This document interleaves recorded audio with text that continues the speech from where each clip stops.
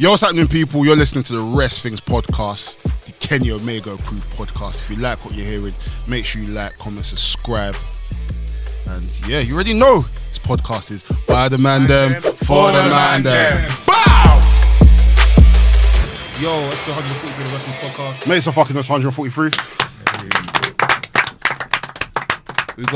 We got two special guests in the house. Wait. We can't do the intros, by the way. They have to, And of course, no, I'm just gonna say who they are, innit? After we go in, innit? Yeah. We got Kosta. That's me. We got Malik. That's him. Let's go. Mate, it's a fucking question, man. First of all, thank you very much, guys, for coming through. Thanks for having us, man. Appreciate you guys coming with the bling, fam. Honestly, with my eyes. He's the big time. No, look, boy, you come with the gold. No, boy, you come with the gold thing, fam. I'm a little old. Even look at the shirt. Look, it's matching with the shirt. You see it? Done. It's shit. Look at the back. You see it? Look, I keep it a bit simple. Malik's got the bust down. Man's got more Malik's got the thing. You see the former boxers, they go to like a boxing match. Yeah. And for example, Mike Tyson. We got Mike Tyson all this. We got Malik in the house. Oh, he did this. To be fair, the other day at Progress, he did refer to himself as Mike Tyson. Oh, so that is very good. And he did try to bite Anthony Ogogo's ear off, so that's a true fact. That's hilarious, man. Hey, intros. It's a full professional Nafi, formerly known as VHS Pappy. To my left, I've got... When I say guap, you say daddy. Guap. Daddy. Guap. Daddy. It's a strong style rating, leg drop hating, big back rubbing, Jericho loving, son of a gunshot boy, Delboy, a.k.a. Soldier Lee, a.k.a. Jordan Michaels, a.k.a. Pro Gopties, a.k.a. the Cargill Maniac, a.k.a. I'm not gonna lie. God forgive me if I bust my nine. And in front of me, we've got... the main event liver and the champagne sipper. He really Big was. back tripper. You really was on Sundays though. Reloaded. The main event liver and Champagne sipper. Big back driller. baby face killer. Laps in the building. Yeah. And to my left we got Young people, it's your boy, NK, the man in the hour, too sweet to be sour. Hey, you got that hilarious, fam. you even see his reloaded. Young people. Reload. Y'all be with your boy NK, aka the man of the hour. Too sweet to be sour. aka the Hood Japanese He's correspondent. aka the CEO, the president, the commissioner of EDM. Tokyo Dome Merchants. In the building. Yeah. Look at the way he's smiling. Look at him. Smitten. He loves it. What? Can I not be can? It's your boy Sam Blacks, Mr. Controversial, Underdone. Done. This your top 5. Dead or alive, big man. Mr. 150 50 million%. No roly-poly again this week, I'm afraid. Tottenham fans are walking out of Seven Sisters. I'm You know dead. what I mean? Mr. 150 million%. What else, man? Nicky Bella's Baby boy. Viscera. That's the top 5 dead or alive. Reloaded.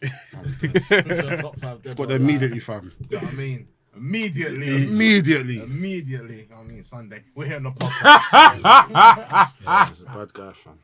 And we've got our two very special guests. Floor is yours. So just us now. Okay, This is Kosta's shtick, bro. so we actually used to do a shtick a long time ago. I haven't done this in quite a while, so I'll see if I can remember this. Ladies and gentlemen, I am he who makes the ladies weak at the knees, the one they all just want to please, the ultimate in Greek sleaze, the Don Costa Constantino. And to my left, right here, I have the beast of the East, the cut belly of New Delhi, the booty shaker, money maker, never quitting, heavy hitting Punjabi freak, Malik. Make some fucking noise. And at one point in time, we represented that K to the O to the double S. Yes, we are the best cost industries. Same. Make some fucking noise. Can't like Costa. You gotta give me the thingy, Malik. You gotta give me the Mike Tyson thingy cameo thing. You gotta give me the cameo, fam. Tell them how you're gonna eat their kids. Oh, fucking see, you love me. Hey, speaking of Mike Tyson, yeah. Has anyone watched the Mike Tyson thing on Disney Plus? It looks terrible. It's good. But the I heard it's review great. was It's good. Yeah, I it's heard good. sick. Yeah. Forget what you've heard. Watch it yourself. Because I thought it looked terrible myself, but when I watched The it, trailer it's didn't good. convince me. The way they cut from real time, not real time, but the way they cut from now to the present part is sick. What is it about? Mike Tyson's whole life. I swear. Yeah, quick watch as well. Quick watch as well. Yeah. I watched it.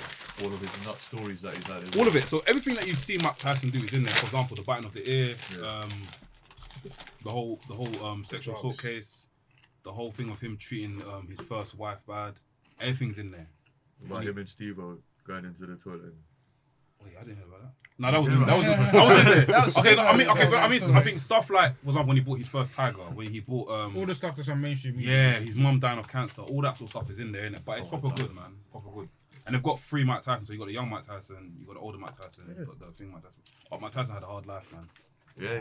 His upbringing was mad, like proper sad and that, man. So yeah, man, if you get a chance, go watch it, man. Honestly. Before we start this podcast, I just want to shed some light on some stuff as well. As you know, majority of us or people that watch our podcasts are old and not old, but we're like 30s, 20s upwards, innit?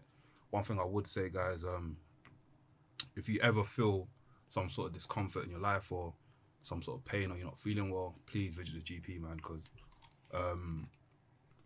I basically saved my own life this year. I found out I was diabetic in January, wasn't feeling well, and I remember telling you guys, I was like, guys, I feel like I'm sick. So I told you guys, when you guys go, don't listen to Google, go to the hospital. Went to the hospital when I got back and found out I was diabetic, innit? But with the help of these man, my wife, my family and stuff, I was able to recover, and I'm basically, done using the stuff I was using before, innit? Remission, So, yeah, man, guys, if you ever feel some sort of type of way, go get yourself checked. Or even another thing as well, prostate as well. If you can get your prostate checked, go get your prostate checked. Like, that stuff as well is serious as well, man. People I know have died from that, so, yeah, man, I repeat to people that died of that as well. But yeah, go get that checked, man, and be healthy wherever you can, innit? Yeah. Makes noise for good health. But yeah, thank you very much, guys, for coming through once again, man. Honestly, I think it's been a long time coming, innit? We've been long time. We've been talking for a little while. Yeah. Since everything patterned. Yeah. Oh, that feels like forever ago now. Yeah. There's so many different things have happened that day for us. Like everything patterned feels like it was last year, but it was only like a few months ago. Yeah.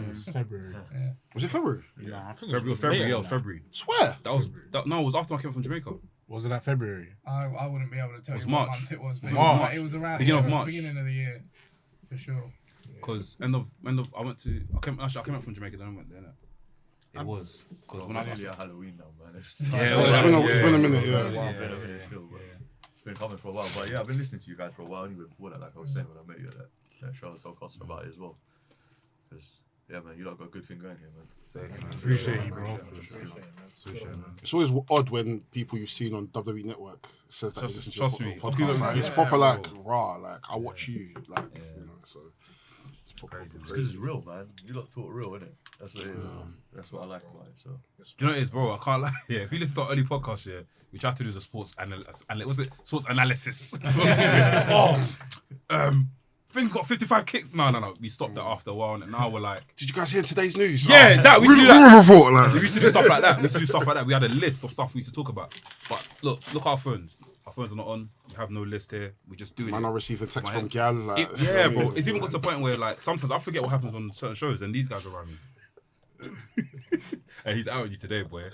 I'm talking about blacks. What the fuck? What do you mean about me, bro? I'm talking about laps. Sorry, I said laps. I said said laps. About 3 of you. I said bro. laps. Anyway, I've travelled to you. Everyone can get it. Everyone can get it. Are you guys crazy? You guys are mad. But yeah, this ain't about us, it's about you, bro. You two, bro.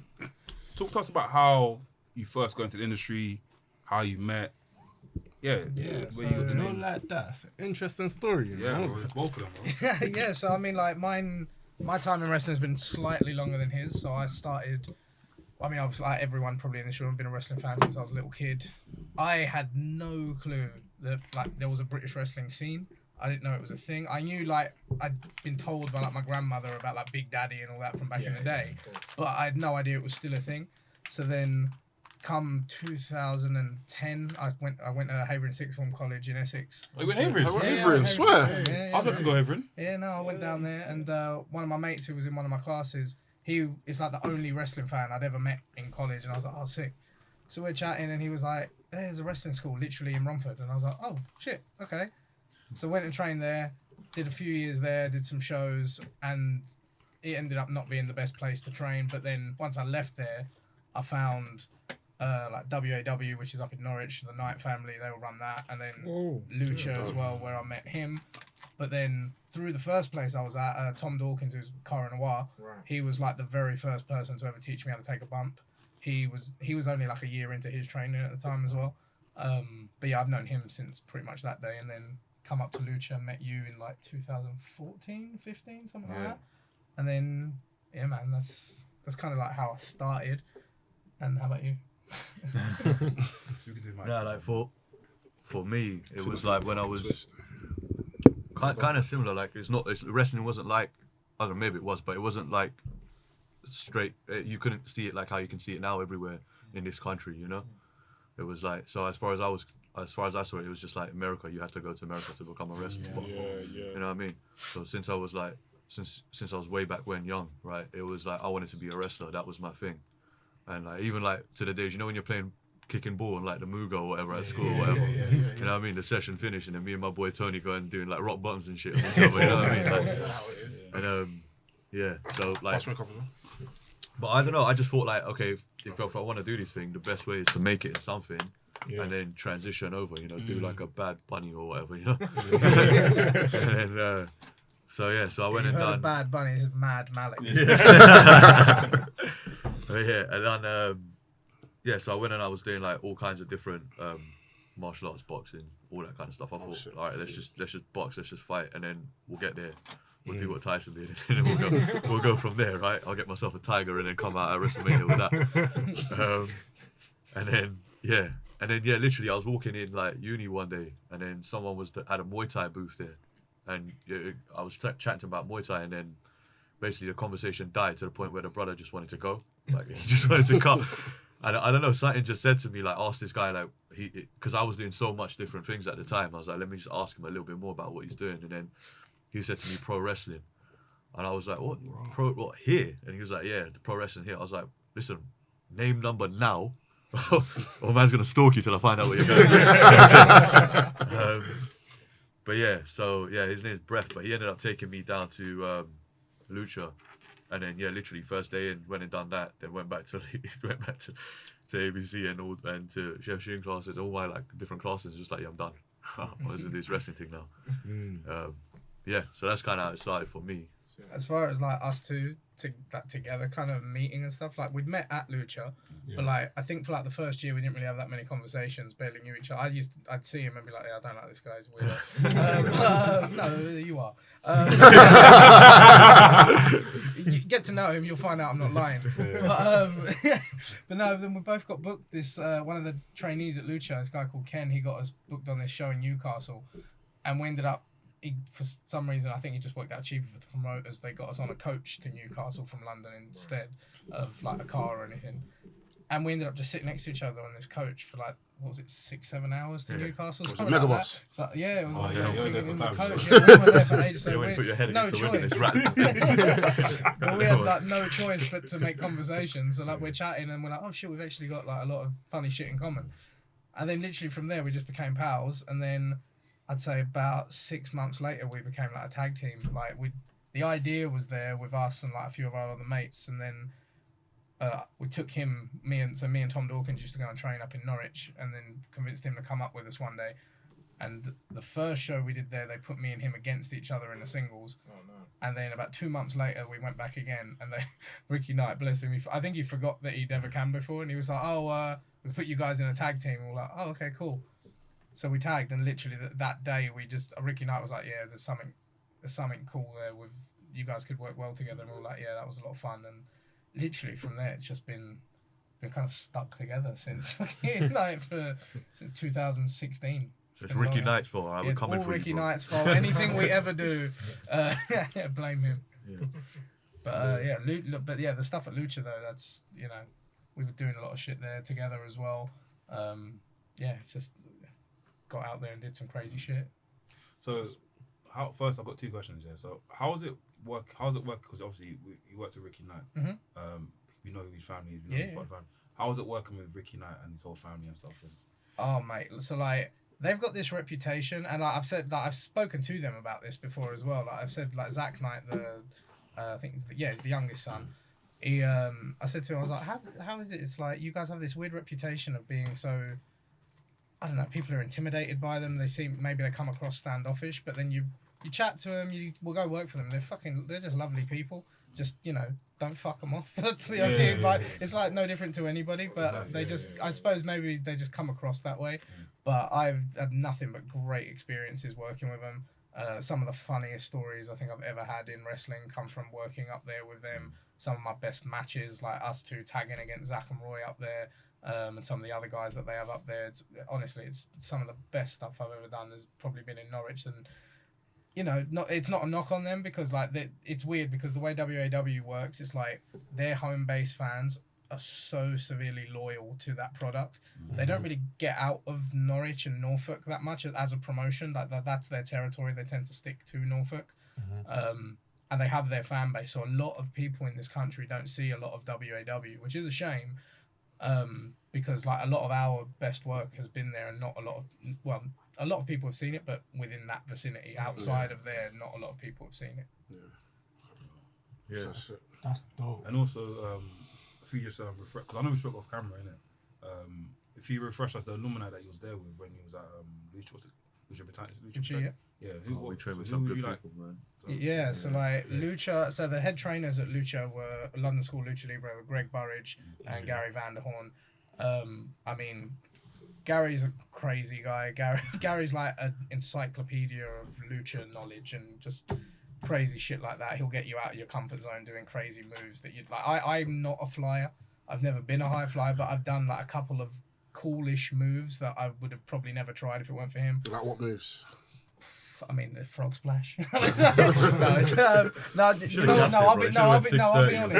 hoping to hear like Hurricane Rana into a tornado DDT or So I'll something. be honest, I would have never done like in the grand scheme of things, it's not nearly as impressive as some of the shit you'll see like people like Callum Newman or Joe Lando or whatever do. But like springboarding off the middle rope, I can do that into like a crossbody. Yeah. But I'd have never tried that if Gary hadn't like basically forced me to like go for shit like that. I'm like, why am I springing? I'd have no like, I don't have a vertical leap. Like, leave me alone. I'm good on the ground. I'm a technical wrestler. But he pull you out of comfort zone. And then with Greg's like, how would you describe Greg Burridge? Johnny Lawrence from Cobra Kai. Yeah, there you go. Yeah, if you watch Cobra Kai, yeah, Greg Burridge is like the old school. I don't know how many of you are familiar with Greg, but like he's been around the British wrestling scene for like years. He came up with like, I think he came up with like Johnny and Jody and like Shah Samuels, like people like of that sort of era. They were here when like British wrestling was really hot, but then they were also there when it was FWA days. Yeah, exactly, FWA stuff. He was tagging with Colt Cabana in 1PW back in the day. Oh, sure. And Burridge is just, I mean, I call myself the Don, but he's the ultimate Don. Like, Greg Burridge is the man. Yeah, his list of people that he's trained, like you said, Yeah. the Illuminati people that we've come up with. It's just like, you've got Will there, you've got Nina Samuels there, you've got Cassius there, like you've got Tom Dawkins and Cara Noir there, you've got like, obviously Oscar, you've got Callum Gas coming up. us a bit, man. Let's stop talking about all the other people. We're really Did good. you say the best? I messed it because I went asking them more names, but yeah, you got like the future coming up as well. So the guy knows what he's doing. If there's someone you want to train with, that's the guy you want to train with. Yeah, like even like a guy we're feuding with right now in Progress, Anthony Agogo. Like he cut his teeth before he went to AEW. He was training with us in like I mentioned it in a promo. Like we trained together. It was because he came down to Lucha. I think he did a bit of training in WAW as well before he ever came to Lucha, and then it was through being at WAW he got chatting to us, and I think he lived. I obviously don't anymore, but he lived in like Brentwood or Harold Wood in Essex. Oh, okay. Yeah, so he weren't too far. So I mentioned that obviously Lucha was probably easy for him to get to. And yeah, he ended up coming there as well. So like, yeah, like Malik said, there's so many people like that have come through that school. It's crazy. And like Ospreay, like Will Ospreay, he'll gas it up all the time about that's where he learned his shit. When he came, he did mention them a few times. Yeah. So. And another question as well, yeah. I'm sure obviously Lucha, it's in the name. You guys all had to wear masks. Well, Did you? I did. Did you not? He I didn't. got away with it. He got away. So he was.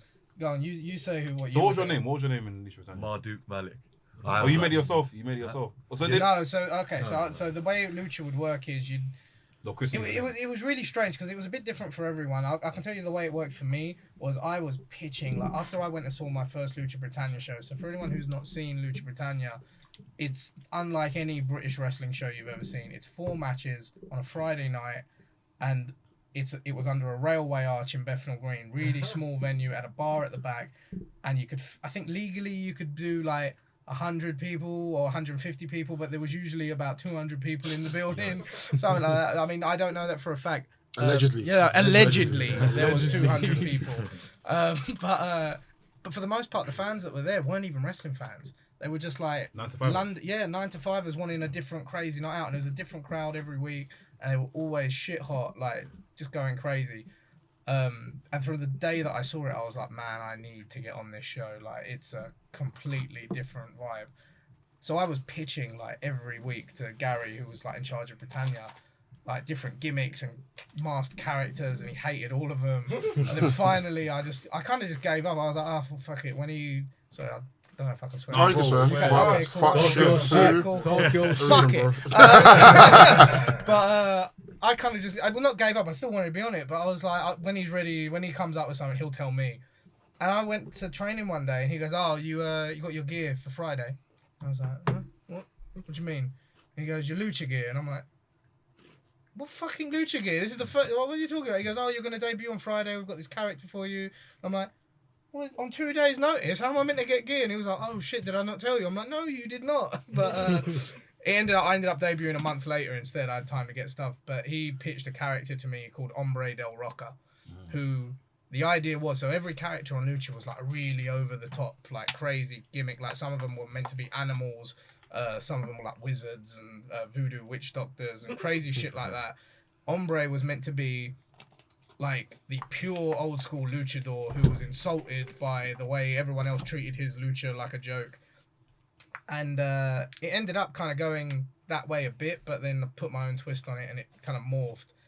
And purely because the gear that I came out in happened to be bright blue and orange, because he said get bright colours, and I already own blue and orange boots, and I was like, well, I'm cheap, I'm not buying new boots, so get the gear and match that.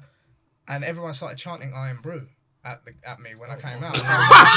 It became a comedy character instead, and my catchphrase was born out of a botch as well. So I was just gassing how I can do a springboard off the middle rope. That day I couldn't.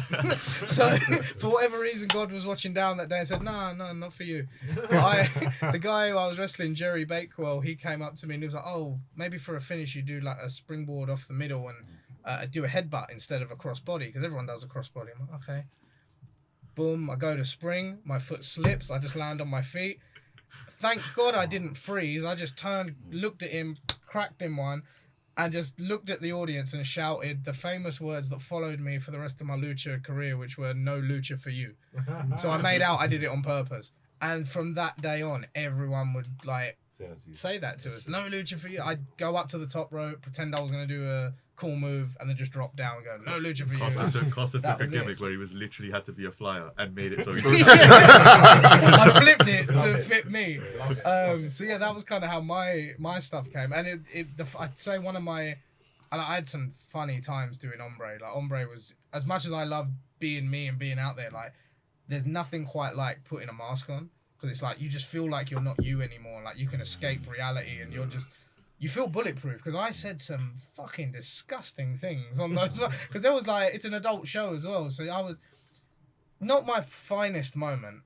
I don't know if I should even say this, but I'm going to anyway. Before you say it, is it anything crazy? No, it's not. No, it's not crazy. It's just like, I felt really bad after I said it. It was like a day after Aretha Franklin passed away. Oh. I'm on the microphone and I just said something. I just mentioned her death, but I'm a heel, and the way I said it, it was just like, as soon as I said it, I was just like, oh, you didn't need to say that. That was mean. But I didn't say anything mean about her. I think I just quoted her song. But immediately, they all booed. I went, oh, I got her a boo. I feel bad now. Yeah, and I'm playing a villain, so I was like, but yeah, I just felt a bit bad about that. But yeah, that was me. And he got away with not wearing a mask for his whole lucha. How'd you do that? At a lucha show, bro. Who would put this face under a mask? Make some noise for the face, man. Come on, bro. I knew that was coming as well. No, but yeah, like that's my whole thing was I came up with this idea. Like I had this concept. I knew you had to come up with a crazy idea for Lucha as well. And like growing up, like I had this period of time where I was like into like Egyptian history, shit like that. You come from Yu-Gi-Oh, yeah? You like Yu-Gi-Oh? Yu-Gi-Oh, obviously. You got Yu-Gi-Oh fans, Yeah. Seto Kaiba. I'll be honest, actually, that was how a lot of our friendship was born. Just by someone mentioned Yu-Gi-Oh, and we were like, oh yeah, shit, yeah, cool. Yeah, I love you. I used to love You still got your cards, buddy? Yeah. I haven't got my original ones, but I still got bought yours, some well. like about 6-7 years ago, and I've got like them in a little pack. I thought that's I something. got robbed, man. I've still got my Egyptian God cards. That's about it. Yeah. Is that what you got? Well, you got the whole hand thing. No, Egypt- no, it's three. No, that's Three Exodia. grand. Three Yeah. grand. Obelisk. Exodia. I was talking about Exodia. That's No, I ain't got five that. pieces Yeah, of that's it. 5 pieces. Yeah, Yeah, so I I was got like, it. go inside, bro.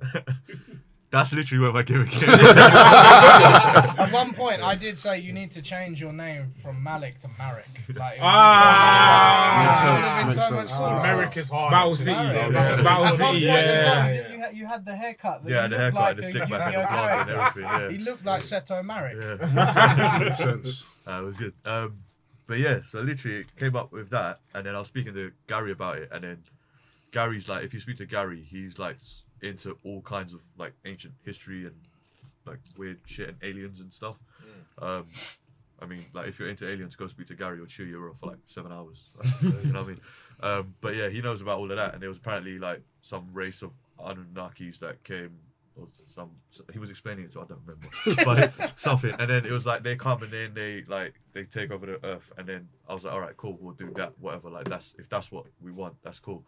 And then I went out there and I was just like, yeah, I'm Exodia. And I was like, but yeah, so that's how my gimmick was in Lucha. I was basically just a pharaoh, god king. That was it. That was the thing. Yeah, so it was good fun, man. Lucha it was crazy time. There was some crazy characters, man. Like, so you had him who was like an Anunnaki pharaoh god. Me, like the pure old school luchador. You had, you guys know? Have you ever seen Cassius?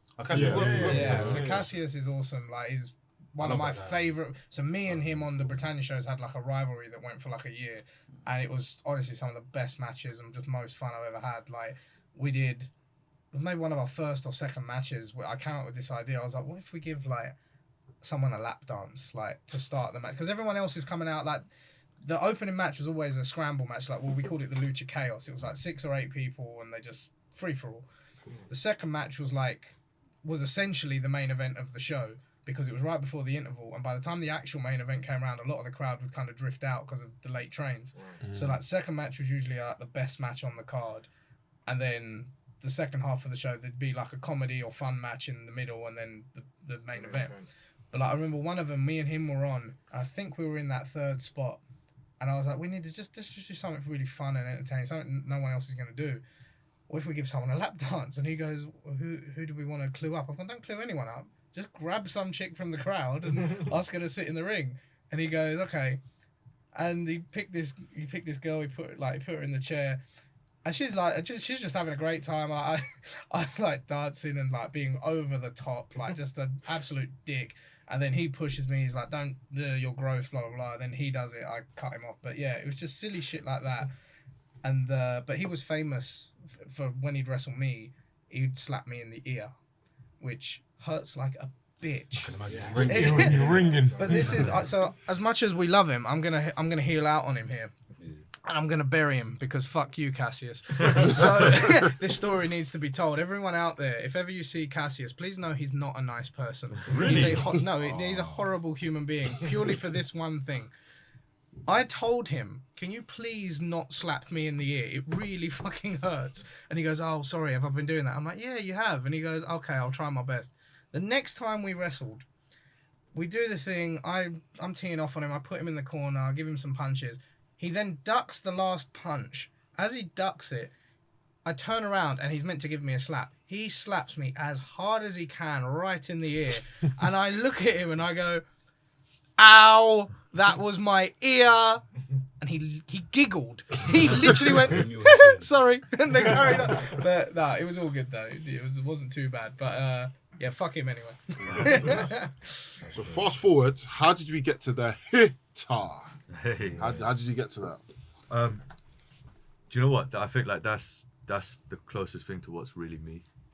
You know what I mean? Like, because this is the thing. It's like if you actually watch both of us, but like since we started doing stuff and whatever, every like 6 months, 8 months, something like that, everything changes. Yeah. So I remember when I first saw you, you used to wear shorts and the kick pads and everything, Bro. and then fast forward, I just see a guy in denim. I was like, this can't be the same Malik I was watching. But then I saw Kosta coming. Well, it was weird when he first started. You didn't really have a gimmick or anything. Then you kind of got lumbered with like I remember having this conversation with him because he was doing the Punjabi Prince, and I was like, "Why are you doing that?" And he goes, "I don't know. They just gave it to me." And he just went on this rant about how much he hates it because you know it's a thing in wrestling.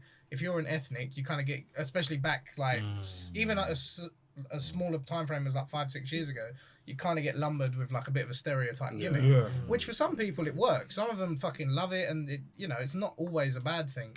But for him, it just weren't his personality. And I was like, well, you need to change. You just do what you want to do. That's the thing. Like, that's the thing, because it is an aspect of my cult, like where I come from, and I love it. But it's not who I am, like all the time, and it's not what a part of me that I turn up to 11. Do you know what I mean? I like to do. So it was like, okay, cool, we'll do that for a bit. So it was like literally I did like just normal generic training wrestler for like 6 months. Then it was like that Punjabi Prince thing for a bit. Then we did like Kosta started up, and then it was just fresh Kosta, and then it was like the money maker thing as well. And then like it's just been like, then it was heavy hitter as well, and then that just came from the style of wrestling. Then it was in between that I went to Japan at some point and did the that was I think where heavy hitter sort of started coming because you enjoyed the strong stuff. Where in Japan did you go? Chiba to Kayente Dojo to go train there for 3 months. That's dope. That's sick. What was that like? Oh, bro, it was sick. It was so good. It was hard as fuck, but it was like, it was proper good, man. Because it was like, literally, so I got it in from Osprey. He gave me the in. He, obviously, like the guy, like he loves to give back to people as well, innit? So props to him for that. He saw I wanted to do it, so he was like, all right, cool. You can go and chat to them if you want. And then basically we got out to there, and I was out there for like what 3-4 months or something, and then yeah, literally. So it was just like as many guys as there as here, and then there was upstairs there was like dorms or what, you know, what do they call them in America when they have like little rooms or whatever they share? Like a dorm, yeah. Everyone shares, yeah, kind of like that. And then downstairs there was a gym, and then there was like an area where there was like it was like a warehouse that would been changed into an arena kind of thing. Yeah, so then the training there was crazy. Literally, like every day, get up in the morning, they're on their discipline, so you got to clean everything. Yeah, I see that.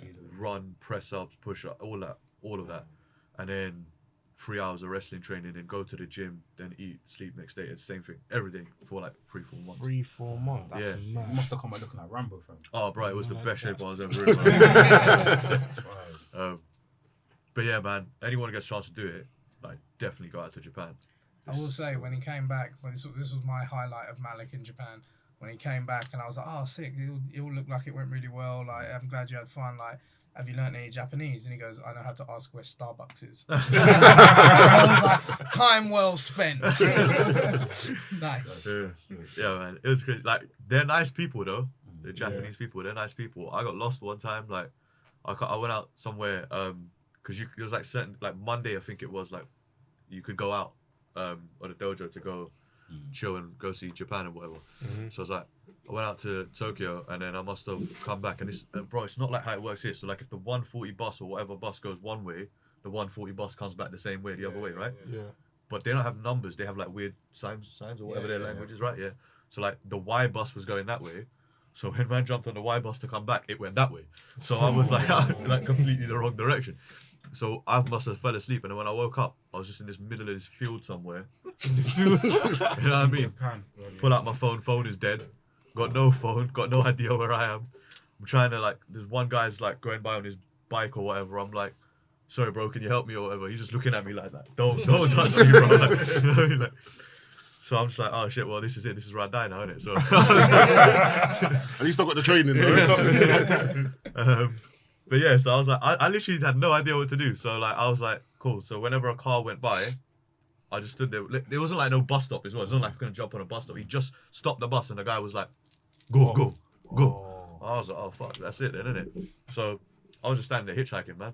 Literally, I stood there hitchhiking. And yeah, and then literally the bus driver didn't come. Some guy came, and he pulled over, and he looked, and he put down his window, and I was like to him, was like, bro, I need to get somewhere. And he was like, no. And I was like, oh fuck. And then I had the card, business card for the dojo. So I was like, I need to get to here.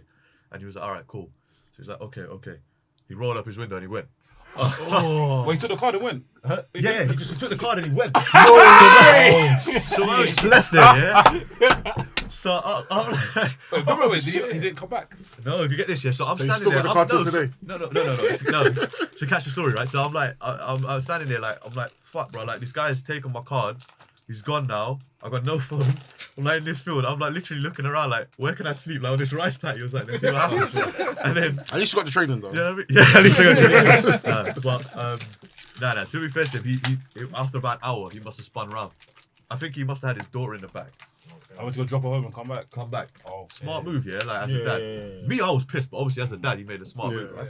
Because not like no lie, like when I sat in the car, I was like, I don't know what this guy's on. He's just gone and come back. I don't know if he's come back with a butcher's or whatever. He's come back to finish man off. So the whole time I'm sitting in this car, I'm just like, yeah, clenched up, like with the fist ready to go just again. You know, he sized him up before I sat in. I was like, I reckon I take this guy, but. Do you reckon he had the training as well, maybe? Bro, maybe I don't know, bro. but yeah, brother took me back all the way to the dojo. I tried to pay him. Man was like, nah, you just like no. You dropped me off there, let me go. I was like, yeah, cool, man. Oh, that's Appreciate nice. it. Yeah, so If that was UK, yeah, you're fam, finished. you're You're finished. collapsed. Done. It's done. What's mad? You could probably set you up. Yeah. We went to the probably take somewhere like some forest in like Epping. Yeah. Fully like here's some booting. Like you're not. Trust me, yeah, you fucking cunt. Fucking UK, mate. Right, yeah. But that was a good time out there, man. Definitely recommend it. But yeah, back to what you were saying with like how I got to the hitter, right? It's like so I went through like many transitions, and then like literally when pandemic hit and everything was like shut down and that, like we were talking about like what we do coming out of it and whatever. And I was just like to him, look, man, we need to get more real with what we like and what we do and what it is and where we grew up and what I know and stuff like that. And then obviously like I listen to, I grew up listening to grime. I listen to hip hop, R&B, but like the thing right now is obviously drill. Anyone who knows that, right? That's the thing in it. So like that's what I listen to now. Like I got 3 friends that do that kind of like music as well. So yeah, so it's all like when I got into that kind of phase, I was like, yeah, cool, I want to do that, bro. Like that's I want to project that side of the culture onto what we know and what we can do in the ring. So that's why you wear like the drip and you come out like that, you feeling, looking sturdy, ready to go. And I saw the Dior jacket. I said, Dior. Dior. So I'm invested. Yeah. Funny little side story on like all his like gear and like the bling and all this stuff. From the soft pro show we met, we were talking about. Your soft pro feel is sick, by the way. Yeah. I love your soft pro feel. I want to lace over it. I want to do. Oh, you gonna vocal it? Well, he's come out with all this stuff on, and my job is to hold his all this, all the diamonds, all this shit. So I'm like, all right, cool. So he's got a little bag, he puts it in, gives it to me. Now I go and grab the microphone. I'm like, I don't want to stand there holding a microphone and like this little bag. So I like plop the bag down for a second, do my shtick, and then I look back and the bag's gone. What? But then I look to my left. I've seen it. It's one of the crew. They picked it up on my eye. They're gonna go put it backstage. But I decide to rib him. I'm like, Malik, someone took your jewelry. And he goes, what? Who the? You better fucking fight it. I've gone, I can't. We've got to do a match now, bro. Like, what am I meant to do? Leave? And he's like, you fucking dickhead. You've got one job. the whole beginning of the match, you can see it in his face. He's like doing moves, but then looking around. We get backstage, and then he's like, where's my shit? And I'm like, I don't know. I'll go have a look for it. I saw where they put it on this little thing. I went and hid it in my bag, and I was like, I let him stew for like an hour. And then finally, I went, oh, I found it. That must be because imagine you're getting suplexed, you're looking on the floor like no, that's I can't even work properly. Bro. So Where's my jewelry from? The referee's coming to tell you got 5 minutes. It's like, fuck's my jewelry? I think the majority. It's like 12:30 the next day. The show finishes like 12:30 in the morning. I'm like, Shotty, we got to lock down this building. I think the majority though of our time together in the ring's been just me ribbing you about stupid shit and you getting annoyed because he's a hothead. He's a hothead at heart, and it's so funny to get him hot. It's like I remember the first time when we went to Norwich, or I was saying earlier, where they put us to wrestle each other. I decided to basically take the piss, and I've gone to him. Oh, by the way, Chop's a band. in WAW. You're not allowed to do chops. Wait, And- what, are you ribbing them or I'm ribbing it. I'm ribbing it. Oh, Like, that's yeah, something they to don't say, give a yeah. shit. Everything Like, he says is up bullshit, there, like, up there, they Yeah. quite like the Japanese strong Yeah, style as yeah, well. they But do, and I they know do. he loves it, and I'm just trying to save myself the damage of getting hit too hard. So I'm like, oh, by the way, no chops. And he's like, why not? And I'm like, they're banned here. If you do it, Ricky Knight's gonna fine you £100. Don't do it. He's like, okay. Go through the whole match. Boom, boom, boom. Get to the end. Now I know we're at the end of the match now. He's not gonna get a chance to chop me. So while he's coming up from the ground and I just see his back there and I overhand chop him as hard as I can. And he just looks up at me like, what was that? And I just went, welcome to Norwich, bitch. And he just fucking, he's fuming. He's come backstage just mad as anything. He goes, you're a dickhead. How could you do that to me? I'm going, shits and giggles, isn't it? Nah, you man seem like you have funny stories together, man. Even I think the first time I met you was at a Progress show. Not even met you. The first time I saw you, probably didn't see me, but the first time I saw you guys at Progress show. Then I saw you again with Gresham as well. The match with Yeah, Gresham that as was well. the How was it working with Gresham? That was a fun match. No, like that. Grisham is like he's an encyclopedia of wrestling, man.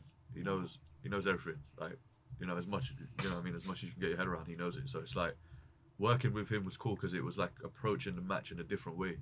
Because we had a different the dynamic going into the match wasn't a clean dynamic because he just turned heel, he just become champ. We were also working in the same direction of like going in a bad guy kind of thing, and then you also had like the fact that it was a main event and it was an everything pattern show, so you want to put on a good showing for everyone as well. And it's like we discussed like so many different ways of trying to tell this story, and just like sitting there and just listening to someone like that who knows what they're doing talk, you can pick up a lot on like different ways they think about wrestling. You're right about that. We had a chat with him after, and the stuff he was saying was like, wow, this guy's he knows a lot and he's seen a lot. So yeah, you're right. It's funny because we've met a lot of imports over the years, like people from America, people from all over the world, and like it's a bit hit and miss. Sometimes you meet them and they're, occasionally you can sympathise because they've had like a long journey, and I get it why they're tired, they don't really want to overly conversate, and it makes sense. But it's always nice to meet them and they're cool, and you can have a chat, and whether it's talking about wrestling or just general shit, you know what I mean? Yeah. And Gresham was one of those guys that, we were chatting with, had a good conversation, putting the match together and everything. It was cool. So yeah, it was pretty easy as far as like getting on with him and getting ideas floating. It was tough because of like what he said, where we felt a bit odd, the dynamic of having it be like, obviously he was villain, we were villain, but that was kind of the hand we were dealt It with. works, though. It works, but I feel like you became a face. That was the thing. We started cheering for you. That's what I mean, and that's what I wanted to steer away from. It. Like that was the thing at the end, trying to get my heat. So Yeah, these you are got the your heat things back at the end. That's what I'm saying. Yeah. It's like you got to weigh these things up when you're doing these kind of matches. It's like, where do you go? How far do you go down that line? Because the last thing I want to come out is like, because of this one match, we've come out and then blown everything we're trying to do going forward. It's not worth it. But it's like, I felt like the match went good. Like we got what we wanted to do out of it. But I just feel like if the dynamic was like a lot more, if it was a bit different, then we could have done a lot more. Yeah, I think it was the way we were talking about it on the lead up to it, and even after it was a challenge. It was like, we've not really had this kind of a thing before where we've had to work a match in this way, so it's something different. As much as it, to some and even to us to an extent, it was a bit of a headache in areas trying to work out how you would do it. But at the same time, that's what if you consider yourself a pro, you have to be able to work under any kind of circumstance. And I feel like him and Gresham more so than me, because I just had to stand there and cut a promo. But like these guys did a really good job of that, and whether it maybe it wasn't the 5-star match that maybe people were hoping it was going to be, but at the same time, the general feedback from that match was, because I think a lot of people everyone kind of knew like, oh, how's this going to work, and everyone was a bit apprehensive about the dynamic going into it. But then the general feedback that I saw anyway afterwards was mostly positive. So I'd say for these guys, for him and Gresham, like, it was a job well done. No, big up both of you guys. It was a good match. I enjoyed it. It was a fun match. This is the thing, like even like going forward from it, like, just touching on what you said, it's not a fight. I've been through that phase where it was like, I just want to do like 5-star crazy chat matches and whatever. And we did, like, me and Callum's done a few of them. We had that big freeway and that and whatever. Like me and Tom done some cool ones as well. But it's like I've done that, but it's like the more you go into it, right? Like everyone here grew up watching wrestling. Yeah. What do you remember? You watch like The Rock, you watch Stone Cold, you watch all of this. Do you know what I mean? You don't go like, oh, on Monday Night Raw in like fucking 1997, he had like this sick match or some shit. You go, if you smell with the Rock, you know what I mean? And you remember Stone Cold for smashing the beers, and he come back and he done the bath and everything. It's like that's for me the shit. Like that's what I want to. That's the next thing I want to try and explore. Get that down. You know what I mean? Get that proper like engagement with people. Like that's what he does. That's what Malik does. Malik comes out wearing this. Malik does this in the ring. You know, I don't care like if people go like, oh, he's had like this crazy barn burner, because guess what? The next guy will come out and have a crazy barn burner, and he'll try and do it. You know what I mean? And then everyone will do it until Will's on the card, and then Will will just fucking cane everyone. then what you gonna do then? Innit? That's it. Like you'll just finish there. Like if that's his lane and he's good at that shit. But even like Will, for example, yeah. Look at Will, yeah. I got bones to pick with him on this one, but like, look at Will, for example. Like he's been good. He is good, and he will always be good, right? Like at this shit, like at the wrestling shit. But when did he really become a star? One, obviously, when he put the weight on and he became like bigger, but also when he started becoming a character, man. You know what I mean? Like Will, character, man. I say it all the time. That's what I'm saying. Like Will was like, he had like the Assassin's Creed thing that he was doing as well, but that was an entrance. Yeah, Spider Will as well. Yeah, Spider Will. But when he really became something like where he can sit in a podcast and talk about it, or when he can sit with you guys and talk about it, or go on an interview and talk about it, like when he does like the backstage stuff at Japan, and he's really a gimmick, he's really a character, he's really a guy that does that. Like that's when you realize, like, all right, cool, this guy's a superstar now. Yeah, and that's what I'm saying. And like all that stolen from my real life, but you know, like basically what he means, Malik is a firm believer that Will Ospreay's gimmick is based on Malik as a human being. That's jokes, man. Kosta, do you prefer being outside the ring and managing, or do you prefer taking the bumps and wrestling? No. So I'm now at a point where it's like I started training in 2011. So it's over 10 years now. And don't get me wrong, I love it. There's nothing better than getting that immediate feedback from a crowd of, you know, something's good, something's bad. And I love being in that ring. But what I know, I also know my limitations, and I know like what I do best is talk.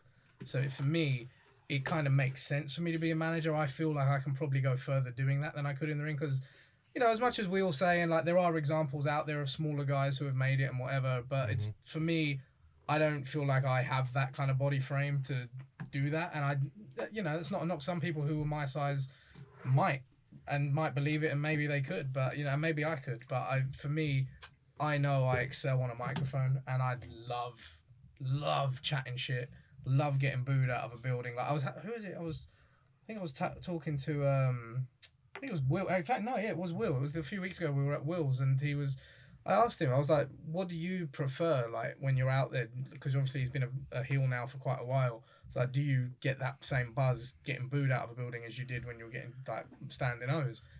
And he said, he was like, he loves playing the heel character, but there's no feeling like getting cheered and fucking whatever.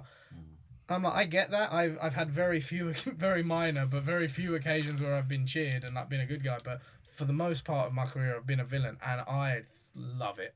There's no better feeling than knowing you have pissed off an entire room full of people. For me, like it's great.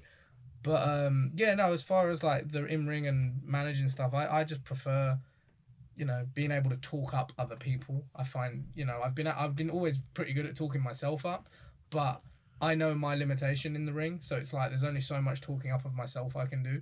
Whereas if I'm standing next to this guy, just going, oh yeah, he's going to be this, he's going to be this, people are probably going to go, oh yeah, it's probably right, actually. He probably is going to be that good. And he is, you know, he's going to get there. And, you know, we're working on it now, the stuff in progress.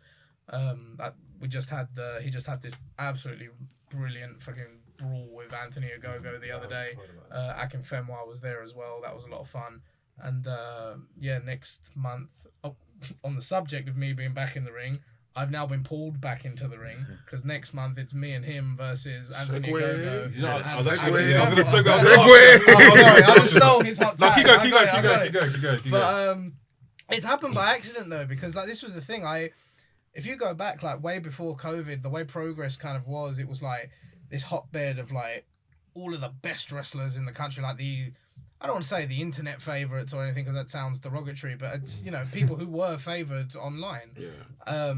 And I've never been that guy, and I've never really been someone who fans have been like, oh, you need to get this guy on the show, because not a lot of people knew me. A lot of the promotions I would work at were a bit more unknown. And that's partly on me because maybe I weren't trying hard enough to get out there, but it is what it is. So then COVID kind of hit, and the whole landscape of wrestling changed, and blah blah blah. And now Progress is back, and he's on the No Fans shows.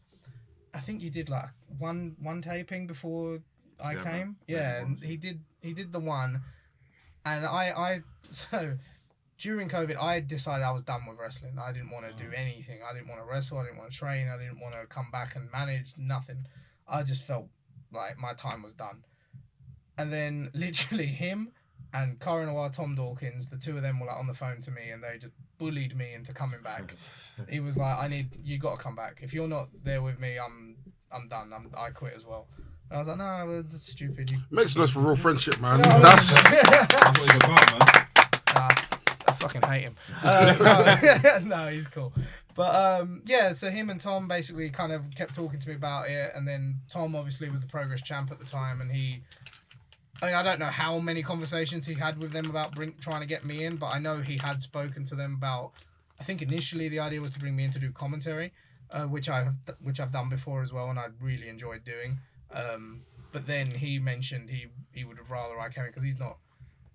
It's weird because he's really funny and he's really good at talking when he wants to, but when he's on his own, I from my experience of seeing him, when he's on his own and he's got the microphone in front of him and he's told just cut a promo, it's not the greatest thing in the world because I think he feels like he's got restraints on him. Whereas when you kind of just let loose and you don't have those restraints, or you ignore the restraints and you kind of just go for it, he can be one of the best mic people out there when he really wants to be. But it's a very different style. I wouldn't even say it's a promo style, it's more just Malik style. But yeah, then they kind of brought me in, and I'll be honest, like we were talking earlier about how the hitter thing came about. That was just us sort of spitballing, how do I kind of come into this? Like, why would I be there other than having been your tag partner before? And then, I've always been a massive fan of like mafia movies and gangster movies, shit like that, like Goodfellas, Godfather, all of it. Oh, yeah. He loves, obviously, his kind of gangsters, which are like roadman gangsters. So it's like, we can kind of incorporate the two. Futuristic one. Yeah. Like, what if we incorporated the two? So he's the hitter, I'm the don, and then we kind of can grow it from there. And yeah, it's just honestly, I've loved it. Like those no crowd shows were really strange. I'd say the first promo I did in front of no crowd, when I watched it back, it was a decent promo, and everyone told me that it was good. But I'm watching it, and I'm like, it's awkward because there's no crowd. Like because I'm taking these long pauses, almost like I'm waiting for a crowd. Yeah. But then, so after I watched that, I knew now, okay, next time when we go, do it different. Try and do it so that you're not taking them pauses, because why would you? It's just unnatural. So the next time I just literally spoke until I was done, and I preferred it that way. And yeah, no, it's just been crazy now. Ever since then, we're just. I don't want to say we're killing it because we're still not quite where we want to be in Progress, but we're building up and we're getting slowly but surely. We're getting to where we want. We had, like we mentioned, we had the cool thing with Gresham. Now we got this big feud happening with a Go-Go and Akinfenwa, which is bizarre. Like Do you know how? I don't think you understand. Yeah, the amount of people that's got eyes on that right now, because obviously people know Akinfenwa from football, YouTube, obviously the Beast thing, and like a lot of people are gonna have eyes on that, and then there's gonna be a lot of people's introduction to you guys, even non-wrestling fans. Yeah, for sure. These young kids that grew up on Akinfenwa, do you remember that? Yeah, okay. KSI, Akinfenwa, they're gonna be watching you guys, gonna be like, oh, who's Malik? Who's Kosta? Then they're gonna, do you know what I mean? Well, that's it, man. That's what we're hoping for. That's and big, as man. well, like, it's weird because the way our careers have kind of worked, like, so this isn't our first time wrestling a footballer either. So Well, you wrestled in WAW, their Oh, biggest they show got they ever Norwich. did, they With did One Hope. Yes. Yeah. So Yes. we I was were about the to meet him. ones I in was the about to main meet event that. of Yeah, their. yeah. So it was their biggest ever show in the Norfolk, the stadium. Norwich Stadium. Yeah. Yeah. So where Norwich Football Club play, and the main event was. I won't lie, it was the weirdest main event of a show you'll ever see. So it's me and him. It was meant to be us two and Callum, because Callum was part of our team up there. But Callum, I think, got concussed the week of the show, so it ended up being us two and one of their guys up there. Against Grant Holt. Was Mick Foley there? Mick Foley was there. Yeah, I was meant to be at that show. I was okay. meant to go do press. there. Yeah, well, we had Should've Mick. come up, bro. So Mick Like, Foley was Bro, I had there. another thing that day. Well, the three guys who we wrestled, though, it was, again, just the most bizarre trio you'll ever see. Grant Holt, footballer, Billy Gunn, WWE Hall of Famer, and Rene Dupree. Wow. What? Yes, they were there. Wow. They were there. I remember I had the most- emo. Honestly. What year was this? Who put that What year together? was this? The show or the... Oh, Who what, for put that Joe? tag team together? So it was the night. So it was them who ran the show. I don't know who picked who and who put it in that direction out of which nights it was, but it was the Night Family. It was their show. Do you know what the most gas thing about all of that was? That whole thing, yeah? Like, so, because we wrestled Grant Holt, right? They put the footage on, like, Match of the Day. Sky Sports and Match of the Day. Sky News, Match of the Day. Sky News, yeah. That was so gas That's for me. the- Like, you know, like when Must your have boys from school, like, and you're in Yeah. that group chat or whatever, Yeah. and everyone wants to be a baller growing up. Man wanted to be a wrestler, made it on Match of the Day. That's That's so gas. different. Do you know what's mad? There was so much coverage of that whole event. Because I was meant to go there up with, because I was working for a news, I think they're like a news company now, Joe Media, and I was meant to go there and just to film and, you know, get an interview and go speak to all these people. And we was meant to follow Grant Holt the whole day, innit?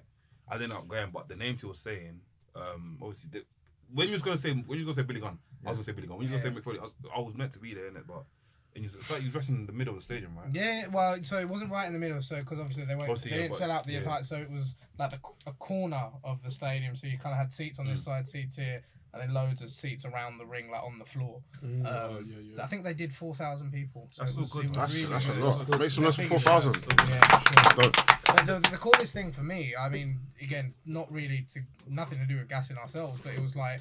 No, when gas we- yourself, no, man. but this is a This is side what this thing, so podcast is we- about. Oh, cool. Yeah, Well, we'll get back to that. It's a breakfast conversation. But no, we got there and like there was a point I remember when Big Ricky Knight, so he's the owner, he's the head of the Knight family. He's sort of stood there.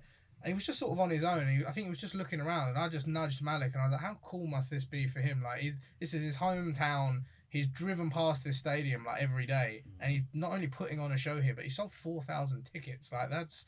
That's crazy, and like I got a lot of love for those guys, especially Rick. Like he's, always been someone who saw something in us and like gave us a chance. So yeah, mad love to them. Sick, man. So, this match with how you guys feeling in general? Like you like The Akin Fenmar match. Okay. So- How you guys feel in general? Do you want to talk? So you wrestled a Go-Go the other day. You want to talk about that? Agogo's, by the way, we meant to mention this. Well, that was meant to come on the podcast. Mention it. Agogo's meant to come on our podcast. Yes. Oh, fuck a Go-Go, man. Yeah. Listen, you've traded up. You've got leave him sat there. I mentioned before we've trained with him and cool, but we're feuding right now because he's a dickhead and he says some stupid shit. He puts our names in his mouth when he does his little interviews. That's why this whole thing's happening. But now we're here and it's cool. We're gonna beat the shit out of him. I didn't want to wrestle. I wasn't meant to wrestle. Was I? Did I ever say when I came to Progress? The agreement was I was going to manage, right? And that's it. And I mentioned it a second ago. That's all I want to do now. But then he brings his mate along and he's a footballer and, he could have picked any... We came out with a whole group of boys that he could have picked to be in the match. And he picked me because he's a dickhead, but whatever. That's hilarious, man. Hey, that's true friendship right there, Makes sense for true friendship. Man. When you guys smacked Anthony Joshua up, Whoa! Anthony Go-Go. Calling him out as well, bro. I'm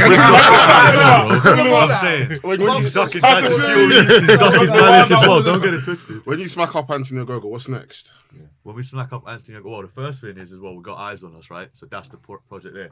We got a few ideas of where we're going with that already, right? And there's a few bridges that I want to go and like burn. I'll tell you. There's a few people that we need to call out for what they've been doing, and we've been talking about it. But don't worry, like stand by, it's coming. It's coming. We've got ideas. Like that's the thing. You've got to be smart about where you're going with it. And we know where there's we're going. people who have targets on them right now. Spike Trevor? No, I mean, to be fair, you know what, actually? I'm probably like in a very small category of people who will say this, but I like Spike Trevor. I like him. Everyone else calls him a Tory wanker. I think he's cool. We have a lot of the same sort of ideas, and the thing I like about him is he's good on a mic. I love it. I love other people being on a show that are great on a mic because then it forces me to be better on a mic. Because now it's like when I'll do a smaller show and I'm the only guy on a mic, there's no one. It's like okay, I'm the mic guy today. Whereas when you're at a Progress show and Spike's there as well, and he's a great talker, very different style to mine, but he'll talk and he'll articulate his words, and I'm like, okay, cool, I got to step up my game because Spike's Spike's talking some good shit. And Charles Crowley, another guy, Crowley, very yeah. different style to like everyone. But it's like when he's on a show, I'm like, okay, cool. Again, I've got to step my shit up because I think this is one of the things that gets lost on a lot of people. Like we were talking about earlier, wrestling, it's entertainment, and obviously you need those gimmicks and those characters, and as important as the in-ring style of things is, and that's the focal point of everything. If everything else on the show isn't up to par as well, then who the fuck cares? You know what I mean? So it's all well and good having Malik or Will Ospreay or Tom Dawkins or whoever on the show, and they're going to go out there and kill it with their matches. But if the stuff in between that isn't also fun, then, who gives a shit? So you need people like a Crowley who are so entertaining and like has a mind like unlike anyone I've ever met before for like how to be a character and how to like implement things from outside of wrestling into wrestling. You got Spike Trevay who just knows his character so well. And then, yeah, fuck it, I'll gas myself. Like, I'm one of the best mic people in this country as far as I'm concerned. Like, you know what I mean? So... yeah, you need that shit. And as far as what's next for us, like he said, there's people who we're going to gun for, people who we've kind of got our eyes on and we're going to go for. Yeah. But that's just kind of a matter of time. We're focused right now on Agogo and Akinfenwa. And, can't look past that because, Agogo... sorry, I'm going to upset you now, but Agogo did beat him the other day. Spoilers. Bullshit. It's but he didn't at the same time because... sorry to upset you again, but technically it was me that hit him with a fire extinguisher. But it's Agogo's fault because if he hadn't moved, then you know what I mean. But swings and roundabouts. But sorry, bro. Fist bump, bro. Keep it moving. But yeah, no, it is what it is. At the end of the day, Agogo technically has a win now, so now he needs to get his win back, and he will get his win back because now. Everyone's going to look at it like, Kosta's going to be a hindrance on that match because like I haven't wrestled in... I mean, the last match I had was back in like February for WAW. I went and had my like goodbye match up there. And then before that, it was COVID, like way before COVID. So I haven't wrestled full time or whatever word you want to put on it since 2019. So yeah, it's been a long time. But you don't forget, I know my shit. I've been doing this a long time. So, I'm going to do what I can to make sure he gets his win back. That's my job. I'm there to make sure he fucking gets his shit and gets to where he needs to get to. Yeah, put this out there as well, yeah. Just while we're here, innit? While we've got it, yeah. Just let Ogogo and Akinfenwa know that we won a lot out of this match, yeah. Meaning I'm just going in there this time, and Kosta's not just going in there on my side this time for no other reason. Like I want him to bring his Olympic medal. You know what I mean? Akinfenwa to bring his TalkSport contract. You know what I mean? His FIFA. I want to be on FIFA. You know what I mean? FIFA 24. You know what I'm saying? Up front, banging in goals. Not in row Z like Akinfenwa used to be, bro, back in the day. I was bare confused there because I'm not a big football follower, right? So when Progress told us that one of the best strikers in British football was coming, I assumed Heskey was coming down, but they sent Akinfenwa, and I don't know why. I never heard of this guy, but it is what it is. I'm gonna slap his bald head. It's all good. I can't lie. I've worked with Akinfenwa before. Have we got heat now? Is that what you're saying? No. I can't lie. The guy is strong. He's right here, The guy is very strong in it, so. I can't lie. If you need some sort of enforcers or something on the side of the ring as well as Kosta's there, just want to come and run in and help you do something. There. Well, this the man in my hair as well, so like. Well, he brought. You're gonna come out. I'll come out. Don't under the ring like boogeyman. Don't let come out. Well, Akinfenwa brought his brothers the other day. Like, his brothers are hench as well. And they all freaking walked in the door like they could barely walk through. But thankfully, we were prepared for that. We brought our boys down. We brought the 265 boys down. Like we were talking earlier about the Resgal, the venue where we used to train at Lucha. It was the 265 Poison Street, and that's what we represent. That's where we come from. And we brought some of the other boys that trained with us down there, and they were entourage in that day. But they're hopefully they'll get to do more stuff, and maybe they'll get to slap up Akinfenwa as well. We'll see what happens. He punched one of him in the stomach the other day, bro. That's out of order. Don't worry, man. We'll get him. He's liable. Send him back to football. He's too big to play football. He's stupid coming to wrestling. Making stupid moves here. He's 40, man. Huh? He's like well old. He's like 40. Yeah, he's in 40. He's right. Mate. He's like 100 years old. It's what he has Liverpool. Do you remember that? You guys remember that? Yeah. That was one of the best moments of his life. But yeah, guys, man. I got a quick question.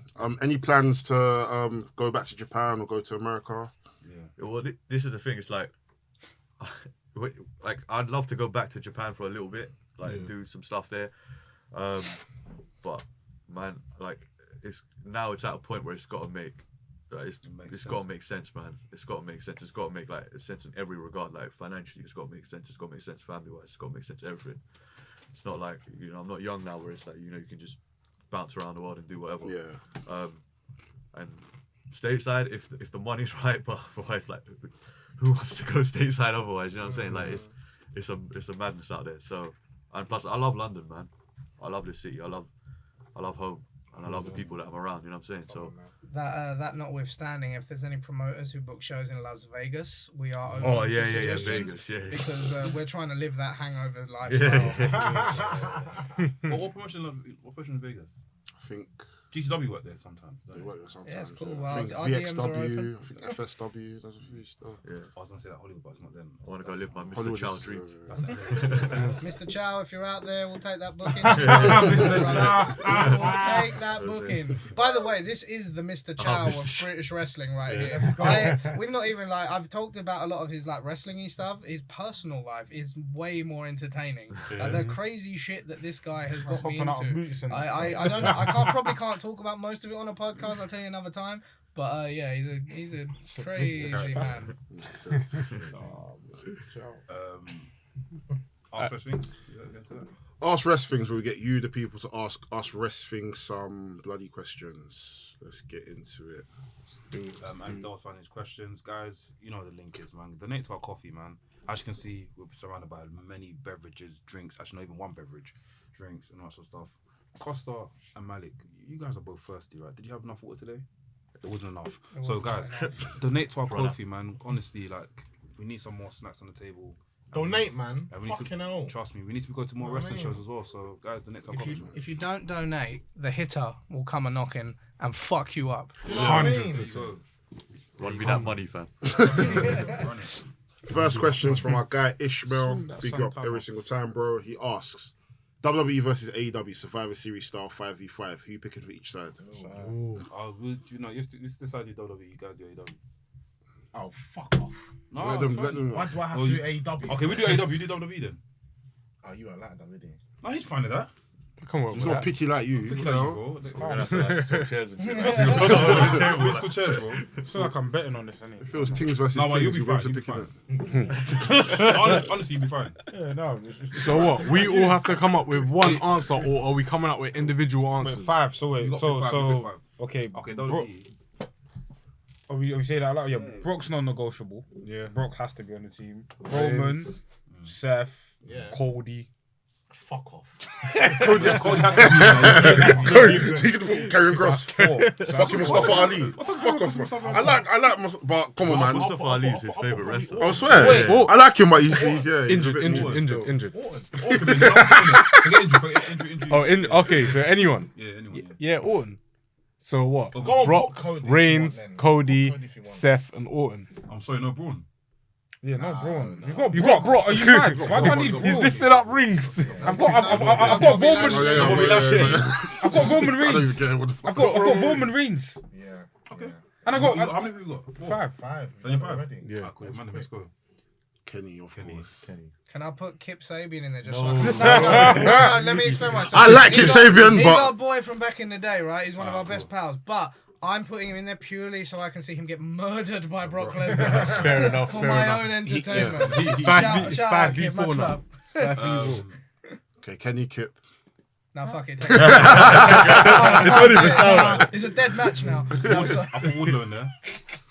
Actually, no, I am not putting Wardlow in Don't there. do that to me. Don't do that to me. I am not putting Wardlow. No. Adam Page, Moxley, Yeah, Moxley, Adam Page, Moxley. Danielson, innit? Danielson. Does Punk count as AEW anymore? Is that? I mean, he's still there, might as well. I mean, Philip, Bro, Wardlow. I'd put Yeah, what the fuck? Wardlow's not a draw. What the heck? His name in the It's not about match. being a joke, it's about winning the match. Are you put Wardlow there? I'll take it, I'll put Wardlow. I'll put Samoa Joe there before I put Wardlow. Yeah. But I don't want to put Samoa Joe. Why? Why do you put I'm tired of Joe. Oh, He's a Jericho, T- innit? He's a TV champion that's hardly on TV. Yeah. You know what I mean? Jericho, yeah. fair point. Yeah, Jericho. Yeah. So wait, Jericho's getting what is that team? It's not the same Jericho anymore. Jericho. Have you not seen the year he's had this year? Have you not seen No, what he does? he's done alright, but Jericho's No, getting he's merch. had a great year. Jericho's getting merch. What compared to Seth? Jericho's getting merch. It's comparable. It's in the conversation of great years. Relax. Jericho's getting merch. Are you mad? Are you not I seeing can't lie to you. the rest of it? I love your You're goal. crazy. You're- You're absolutely Blacks, crazy. you haven't seen the year Jericho's had. You haven't seen the year Jericho's I've seen, had. but I know Seth Rollins had an amazing year, so I know something. So He's has had a Jericho. good year. So is Jericho. I hear Don't worry, I hear it. I watched that Dalton Custom. I watched that. I watched AW by the way. I watched the match with him and Danielson. It was good, but I'm just saying he was just getting merch. Yeah, Just getting merch. I told you. I understand the reason why you guys are talking like that. Yeah, Very good MJ. promo. Next question from my guy in the bill. Big up every single time, bro. He I was gonna asked. say something. It's fine. Sir? No, quickly say, I was quickly. gonna say all 5 of these WWE wrestlers are in their prime right now. You get me? And they're unstoppable. Brock's What in the his prime. fuck? Brock's makes in you- his Brock's in his prime. Well, Brock can still do what he needs to do. Who else did you say? Did you say Brock- Orton? I feel like Brock's been in his Orton is prime. not in his prime. Orton can still what he needs. Orton can do what he needs to do. Most is having the Definitely. run of his career. What are you All talking the about? wrestlers that we've mentioned are all in their prime. Chris Jericho's not in his prime, but he's having a run of the Yeah, year. but yes, forget Jericho. So it's only because Orton's injured, but Orton No, was forgetting- on the But run. even when he wasn't injured, he's not in his prime. Forget Bro, you can argue. Orton was on the run. What are you not talking about? No, What, because but- he was tagged with Riddle. They were still murking the whole No, show no, when WWE was Being on a run and being in your prime are two different things. Being on a run and being in your prime are two different things. What the hell are you talking about? Orton didn't need to do it. Oh my gosh, didn't need to do much. He done enough. Because you don't even need to. because on the WWE side, yeah, it's hard to argue who's had a better year in WWE than Moxley. The guys who named overall. Jericho's far from his prime, and he's had a way better year than Randy's had in a few years. Fair enough. Well, next question. Agree to disagree. That's it. Will forever continue. Bro. Next question from my guy in the bill. If you had to sing one wrestling theme, word for word, without mistakes at karaoke, which theme are you choosing? Hey, spice that question up. Sounds- If someone put a gun to your head to save your life, what song are you singing word for word? I know. Time is now. Time is now. Save your life. You can't mess up no lyric, you know. One bang, done. Gangs of London verse. Yeah. Ooh. Listen, and it can be any song. I'm dying. Any song, Any song. If that's the case, I'm doing Ted DiBiase. Any song. Money. That's So much. Everyone is going Bro, I think I know what you're gonna say. Go on. Yeah, Undertaker. Taker. That's Dum, it. dum. Okay, That's the lyrics, word for word. You said let me say something. I'm repeating any song. Bro, let me say Yeah, something. Word yeah, for yeah. Let me say word. something. Hey, bro. One wrestling You know thing, what? word for Let me say word. something. He didn't say chord for chord or harmony for harmony. He said word for I'm not word. gonna I didn't hear that. Don't I didn't hear that question. Don't bust up your headphone. Probably, the rest of the song I bang out the most probably Slow Chemical Kane. So I probably sing, and that song's slow. NK, if you sing that out of line or you don't do the lyric, they're gonna bust your head Yeah, off. blam Be your head wise. I'll Is it probably Gangs say, of London? I'll probably say Bill and Chuck. Your love is so good. Bro. Yeah, that's You banger. got it to a T, yeah? To a T, bro. So As in, to a T. have you seen Gangs of London where they bust people's heads off? Bro, I've seen it. No, 4chan. Ready? I've seen it, bro. Realistically, Just The Rock. if there was If a you smell yeah, The Rock. it's just just that The line. Rock says. The Rock. Okay, Do- fair The enough. Rock says. The Rock. That's enough. Know your role. What about like Shawn Michaels one? What's Yeah, you're I was dying. gonna Yeah. say- People are dying. People are dying.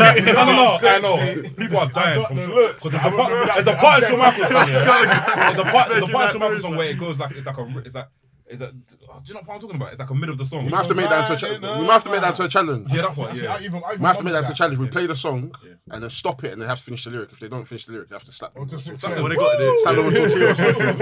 I mean, I was going old school. I was going for the honky tonk man. But, Yeah, honky tonk. Yeah. Can I die? I'll die. Honky tonk, man. I'll get I'm shot. honky. I'm tonky. I'm the man. That's easy. Yeah. Next question from my guy Afo. Big up every single time, bro. He asks, seeing as it's Black History Month, who's your favorite black wrestler of all time? Shane Strickland. Of all time. Sasha Banks. I know already who you're going to say. Sasha Banks. Shane Strickland. Outside of the Rock, I'll say Too Cold Scorpio. First. Him or Jay Lethal. Sasha Banks or Awesome Kong. Those are my last top two. Or Jade Cargill. Jade Cargill. I think she's the greatest black wrestler of all time. Bianca Belair for me. Bianca Belair. Jade Cargill. She's better. She's a household name in my house. My mom loves her. I don't even know how. I didn't know my mom got to know her. Jade Cargill. I mean, mine's a little. I mean, I don't know how many people would agree with it, but I personally, for me, it's R-Truth. This man's been around for how many years, and he's still there. He's still probably one of the most entertaining things on WWE TV. And then if you actually go back and watch his shit in like NWA TNA, like early days, He like moved 3 nuts. Live Crew, if anyone remembers them. Yeah, of course. Like, he 3 was Live so Cruise theme good. song. If I had a gun was to my head. Yeah, that was a Oh tune. yeah. Beware. Yeah. Yeah. Okay. Sometimes I'm not gonna do it Superman. now. Yeah, I was just. I want you to say Viscera, Big Daddy V, not even Viscera. Oh, don't do that. man. Oh no. Oh, guys, we'll be back. like a We're gonna come again when this thing starts again, man. Yeah, we're back. This fire alarm's done. I don't know who was smoking the ganja next door. but loud we're pack. back. Malik went and fucked him up. Shit. Next question. Next question from our guy Gabe the Kid. Name some black wrestlers you think haven't had enough credit for the path they helped pay forward. Any company, anytime. I mean, to be fair, my answer for the last question kind of goes into I'd say R-Truth again. Like R-Truth, I don't think he gets enough love, man. Like it's easily one of the most entertaining and like just fucking brilliant at everything he does. If that's the case, then Mark Henry, because Mark Henry is the reason why. Not say the reason why, but from what I've seen online, he brought in Jade Cargill to WWE. Then she went to AEW. He also brought in Bianca Belair, and Bianca Belair is now in WWE, one of the longest reigning African American champions. I think there's someone else he brought in, but I forgot who it was. But if it wasn't for him, we wouldn't have got a lot of these great athletes into wrestling. So I'll tell you another one, yeah, that won't get enough credit. I don't know if you're thinking the same thing. Am I thinking the same thing as you? You guys are 3, 2, 1, go, yeah? One Simmons. Nah. Okay. Well, it's a good shout, but I mean, Yeah, nah. okay. I was gonna say Jody Flash. Oh yes, big up Jody Flash. Big Big up Jody Flash. Yeah. The man who has aged in reverse. by the Yeah. way. The man, like, if you look at him, if you look at Jody Flash in his early days, he's skinny, yeah. and like a bit haggard looking. Now he's like devilishly handsome and like jacked up and fucking can do moves that he probably couldn't even do back then. And man, like, I'm wishing him a speedy recovery as well. He's out with an injury at the minute, but big love. And he's one of the nicest people. Just Really such a is, man. cool He is dude. very nice. Keeps himself to himself as well. We had like a 30-minute conversation with him once about like how he was in love with Jennifer Aniston. Which is hilarious. He just sat there. Once he started talking about it, that was it. He was just on a roll. I'd say for women, definitely Awesome Kong. Just in terms of Definitely. like what she did for like women's wrestling, especially in Impact and Knockouts division in Impact in TNA was sensational. And Awesome Kong, the matches she was having with Gail Kim, just up and down the kind of Taylor Wilde. yeah, as bruv, well. like Well, she's shouting out black women, bro. Oh, you talking about their match? their match, their yeah, match. yeah, Oh, okay. yeah, that's what I was just gonna say. yeah, but just big. Are you okay? Put your hand down, man. You're my tribal chief. Oh, fuck off, man. Fucking pissing me off. Yeah, man. Big up Awesome Kong, man. I wish obviously she got a longer run as Karma, but that was like outside of even creative control. That was like bare different stuff in it. But big up Awesome Kong in it. I would say Ruckus for the 2000 Indies. Without him, a lot of these people won't be doing the shit that they're doing, man. He's innovative as fuck. Next question from my guy Groovy Jimmy. Big you up every single time, bro. He asked, should WWE redo a cruiserweight division? Now Triple H is in charge and would likely give much more I'll attention. tell you why they shouldn't do that. No. Because what they're gonna do is, knowing WWE, there's not gonna be a cruiserweight belt on Raw and or SmackDown. They're gonna make this own sort of like new brand where it's gonna be elevation. Do you know what I mean? I don't think they'll do that. I think they will, man. I don't think Triple H in will do a NXT new it was show. handled okay, but I I don't want to don't see think it. Triple H will do a new show, but I think he'll. Okay, I get you. I think they can make might it work. I think they make it I work. don't see the value of a cruiserweight belt Because are there even enough era. cruiserweight stars on the roster? My perspective on it is like all the guys who you're gonna push to the main event, especially with Triple H in charge now. Like obviously Johnny Gargano is his guy, he's a very small guy. You're gonna push them probably towards the heavyweight division anyway. So why have it? You know what I mean? If you're gonna actually keep the weight classes and make it be a thing, and like the heavyweight title is for heavyweights and cruiserweight titles for cruiserweight, then cool. But you know, it's like I loved the cruiserweight division. Like as much as I know everyone talks about the cruiserweight division in WCW, but like I loved like early Ruthless 2000s, Aggression. Yeah, I like, love like that. Yeah, Tajiri, Rey Mysterio, Yes. Nunzio, Yes. like all Gregory these Helms. guys. I used to love Gregory it, and Helms. like all those matches like were only like 8 minutes long or whatever, but it was just quick, probably it was one of the most entertaining, and entertaining. you know you got what you wanted out of it. Even Jimmy Wang Yang. Yeah, whereas I think this is hundreds. where the problem would be now. It's like you got a cruiserweight division all these guys are probably going to go out there and they're going to be wanting like 20, 30-minute matches, and it's like, bro, that's not your that's not your role on the show. That role's for the main event. Last time they did it as 205 or something. Yeah, 205 live. 205 is a big weight, man. Like if you look at it compared to like I was thinking about this. The other day, John Jones is 205. That's what I'm saying. Nah, Daniel Cormier is 205. Why are they cruiserweights? Them man are light heavyweights. What the fuck? Mysterio's And cruiserweights before used to go up to like 225, whereas now, So what's Mysterio weighing now? Like 190, or do you think he's just at 200s now? About 190. He's a small guy. Yeah, man. When we met him, when he came down to the gallery, he's like maybe an inch or two shorter than I am, and I was like, oh wow, you really are quite small. But he's jacked though. He's like, well, then I don't know how big he is now. Apparently, I think he lost a lot of weight before he went back. Yeah, I think he had stem cell surgery, stem cell treatment. Oh, really? Okay. Yeah. So his body's kind of. Yeah, no. So that's a no, Jimmy. Sorry. Sorry, lad. Next question from our guy, Mr. Frimpong. Big up every time, bro. Should the Judgment Day add another member? If so, who? No. Okay. Howdy. Sorry, my guy. You see that? Sorry, You see that, man. though? Frimpong, no. Howdy. Oh yeah, I saw that. And last question from our guy, Groovy Jimmy. He asks, do you think it's too late for an R-Truth renaissance, or could you have one more serious run? All the love for R-Truth today. Not necessarily world champion, but something significant. A mid-card title. If he was to go for Gunter, I can understand it. I could see it. I can see it. Trust me, everything I've been saying on the podcast, people think I'm chatting shit, and then when it really happens, trust me, I can see it. I can see it. In what way? In what way he'll be able to build his character, piss off Gunter, start beating Ludwig Kaiser and these other guys, and go for the title, bro. You get me? It doesn't mean he's gonna win, but he's gonna go for the title. I feel like just the IC. Don't think he's How gonna go long would the for match be? Even put the belt on him is possible. And don't think it's not true. It could be true. As someone who's You really underestimating R-Truth, bro. You're really underestimating R-Truth. I'm not even liking your look in your face, bro. You're really underestimating him, cuz. Listen, really, you can put the belt. You can 100%. rocket strap anybody to that spot if you really 100%. want to. But it all Even just depends Seth. on how much a crowd gets into it. Even Seth for the United States, I'm telling you, people sleeping on Yeah, he can R-Truth. actually go.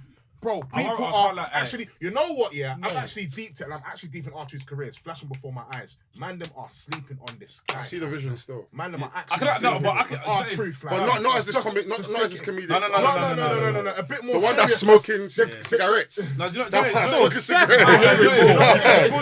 It's a You bit said of both. Gunter that lost. No, You lost me at No, but Gunter. Sam, do you know what it is? The Gunter thing could work, yeah. But I think what's more believable, him and Seth Rollins. That would be Yeah. sick. Because Seth Rollins tapped, yeah.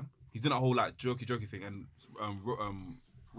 thing But sometimes you just don't want all seriousness all the time with Yeah, Gunter, yeah. because how many times are we going to see physical people? Oh, Sheamus. Who else is next? I'll put it to You this way. need a bit of humour, bro. You need character. You remember- I'm sorry, you can't just have the I see the vision still. You remember 2002? Undertaker's in the ring in the Royal Rumble. Who eliminated him? Maven. How funny was that? It was a It was huge not moment. funny. He I got was his very ass angry. kicked But afterwards. it was funny, But yeah. imagine SmackDown or Raw, whatever it is, in a couple of weeks' time. You got Gunter and R-Truth in a match. Everyone's gonna be watching throwaway match, whatever. Cool. Truth's getting his ass kicked. Bang, bang, bam. Something happens. Gunter gets distracted. 1, 2, 3. The place will lose go their shit. insane. Even if You know, I even can't lie. if You've You'll got get- to think. even I'm if telling Vader people. drops it. Hey, let them hype. We'll get Believe me. fireworks. There'll be fireworks. Believe There'll be me. And the thing is, R-Truth is versatile. You can get the comedic style, and you can actually get like the proper work rate stuff. Thing when Zack Ryder, like that Mania where he won the Intercontinental belt, That he went went into that match. He had absolutely no insane. heat. He had no heat going into it. No one was. Everyone thought, oh, they're just giving him a cool little moment. He can have his WrestleMania singles thing. He won the belt, and the place went went mental insane. for him, and rightfully so. And you lost it next day, but Yeah, but it's about the moment, innit? It's Don't great sleep on the moments, underdog. Don't man. sleep on the underdog. Trust. Where do you see R-Truth going?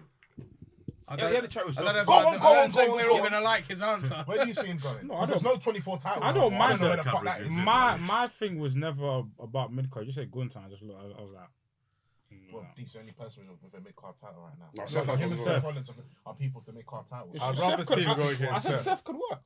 Seth could definitely work. Nah, Seth can run. Seth could run. You said my face is not about Mick. My face is just about Gunter. I could even say Gunter, you know. I'm telling you, I see it. I'm telling you. I can see both of them. I could see him pinning Roman. You know, he's yeah, you know. I won't be never opposed to know. that. Do you know what it is? I do can't it. lie. I'll be opposed to it. Listen, man. Bro, As time is going on, yeah. Put these on. I can't lie. As time's going on, yeah. It's gonna sound so mad, guys. Don't cook me anything, yeah. I see Roman losing the title in the most stupidest way as possible, as time goes on. And when I mean stupid in terms of like something causes him to lose. For example, Sami Zayn being what do you call it? Into like Sami Zayn distracting him. Mistake. Or Jay losing his cool and just kicking, I don't know, like leaving the camp or something like that. Maybe accidentally kicks Roman. Yeah. Or I don't know. I don't know, man. It can go any way, bro. Any way right now, and I can't wait for it. Yeah, I think. Sorry to cut you off. I've seen like a lot of people talking about the possibility of like them doing Roman and Rock right at a Mania. Whether it ever happens or not is a different thing. But to me, it's like, what would the good outcome of that match be? The only good outcome is It's just a the Rock spectacle. coming back. That's all. Well, this is it. That's what all to it'll me, be. I'd love to see it. It's a marquee match. It's great, but it's like Roman wins. Okay, that was just another match then. Cool, he got a bit of a rub, but he doesn't really need a rub at this point. He's already like right up there.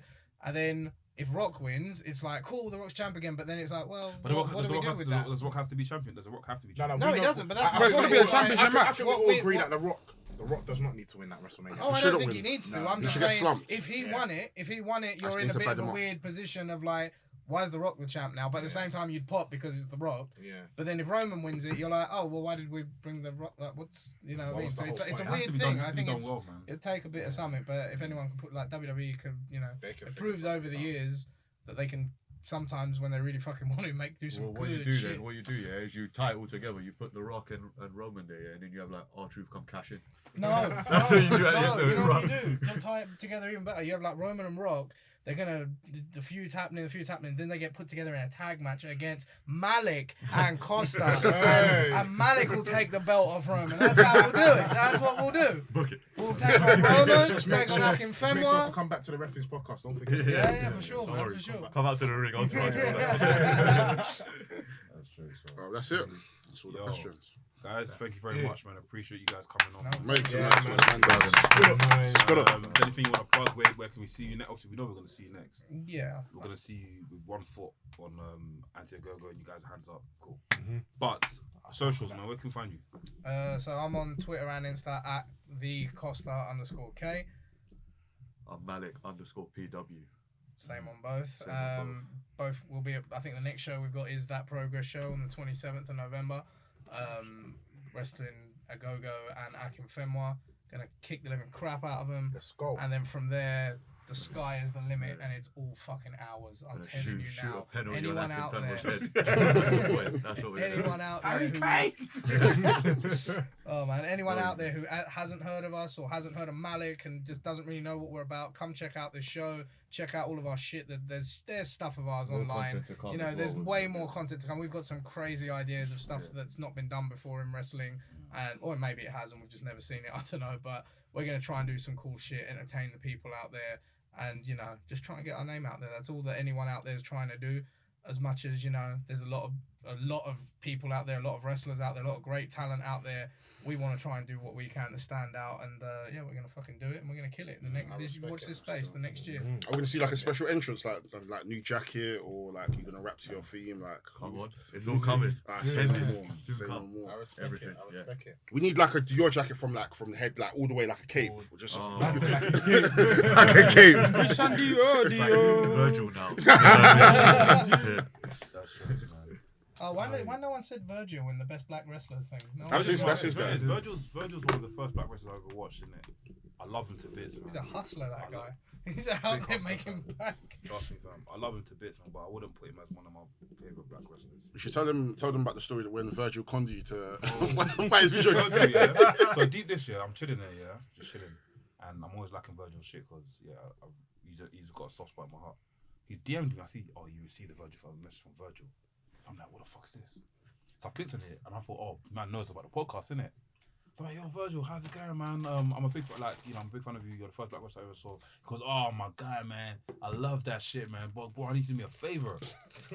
I said, yo, is this one of these? You know, one of these Twitter accounts that say, oh, I'm Michael Jackson, give me £500. You know what I mean? I thought it was that.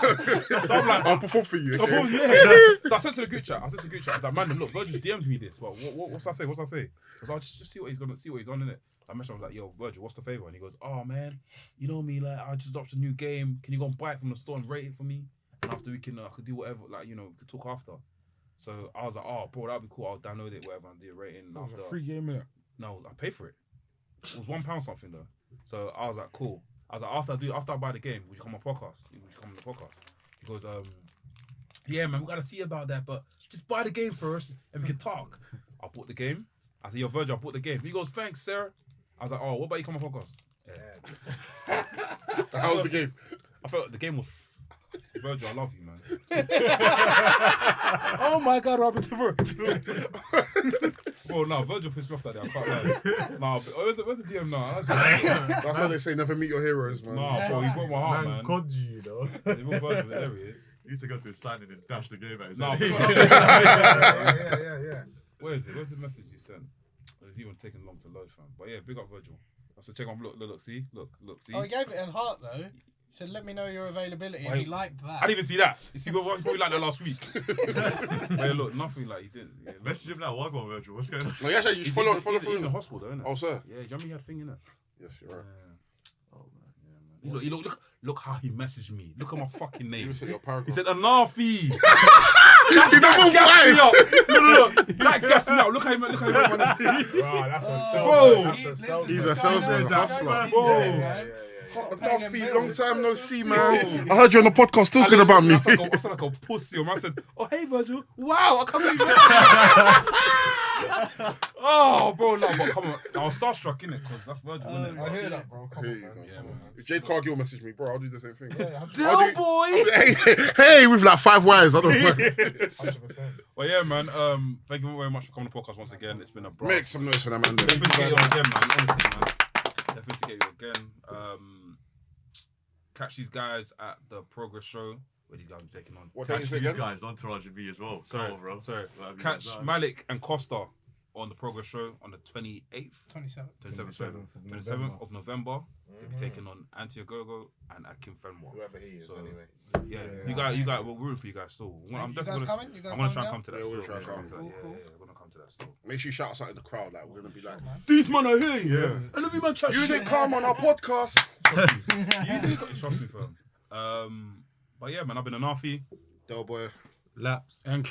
Your boy Sam Blacks. Wrestling podcast, the coolest wrestling podcast in the motherfucking world. Make sure you tell your mom, tell your dad, tell your nan, tell your girlfriend, tell your link, tell the thing that you took to be at one, tell the thing that you took to Mr. Chow, tell the thing that you saw in the airport. This is by the Mandem. For the Mandem. Bow. Bow. Jade Cargill, I love you. Ukraine! You just got to the end of the podcast, and if you enjoyed what you've listened to, you enjoyed what you watched, you enjoyed the vibes, make sure you like, comment, subscribe, and we'll see you on the next episode. Bow.